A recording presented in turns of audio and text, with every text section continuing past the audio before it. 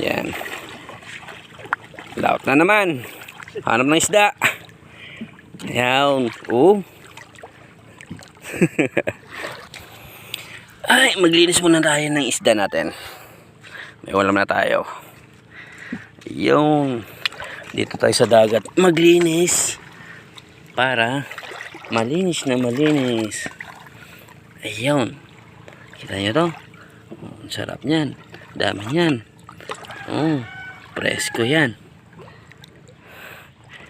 Linis muna tayo.